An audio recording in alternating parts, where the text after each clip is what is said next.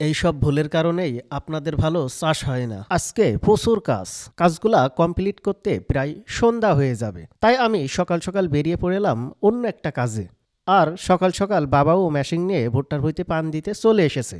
বেলা হয়ে গিয়েছে প্রচুর, তাই বাবার জন্য ভাত নিয়ে যাচ্ছি। আজকে ভুট্টার ভুঁই ভেজাতে হবে, পাশাপাশি শসার ক্ষেতের লতাগুলা ঘোরাতে হবে এবং কচুর ভুঁইতে বিষ দিতে হবে। পানির লাইনটা ঠিক আছে কিনা এই জন্য ক্যানালের মুখটা সুন্দর করে পরিষ্কার করে দিচ্ছি, যাতে পানিটা সুন্দরভাবে ভুঁইতে যেতে পারে। দুধ ভুট্টায় পানি দেওয়া খুবই গুরুত্বপূর্ণ।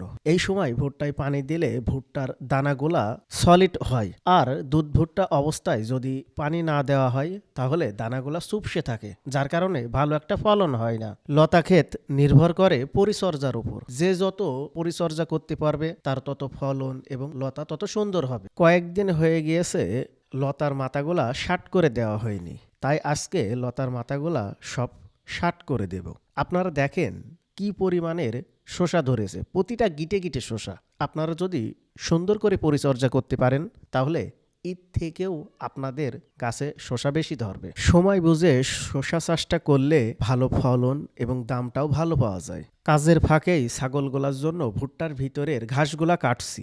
এই সবুজ ঘাসের গুণগত মান এতই ভালো যে এই ঘাসগুলা কোনো ছাগল বা গরুতে খেলে খুব দ্রুত মাংস বৃদ্ধি পায়। এই জন্য আমরা সবসময় চেষ্টা করি গরু এবং ছাগলের জন্য কাঁচা ঘাস খাওয়ানো। গাভী গরুর জন্য আমরা শতভাগ কাঁচা ঘাস খাইয়ে থাকি। কচুর চারাগুলায় এত পরিমাণের পোকা হয়েছে, যার কারণে কচুর পাতাগুলা একদম ঝাঁঝরা করে খেয়ে ফেলছে। কচুর চারাই প্রথমেই যদি এইরকম পোকায় আক্রান্ত করে তাহলে প্রথমেই এই চারাগুলা সুন্দরভাবে বেড়ে উঠতে পারে না, আপনি যতই সার পানি দিয়ে থাকেন না কেন। তেমনি আমার এই ক্ষেতটাই এত পরিমাণের পোকা হয়েছে, যার কারণে কচুর চারাগুলা বেড়ে উঠছে না। তাই আজকে সুন্দর করে বিষ দিয়ে দেব, যাতে পোকাগুলা মরে গাছগুলা সুন্দরভাবে বেড়ে উঠতে পারে। ভিডিও দেখে কাজগুলা যতটা সহজ ভাবছেন, কাজগুলা আসলেও ততটা সহজ না। এর পেছে লুকিয়ে আছে প্রচুর পরিশ্রম। এই রোদ দুপুরে কাজ করা এবং ওষুধ দেওয়া। ওষুধের এই যে ঝাঁঝালো, এটা যদি নিঃশ্বাসের ভিতরে যায় বা ভুল করেও যদি দু এক ফোঁটা জিভেতে পড়ে যায় তাহলে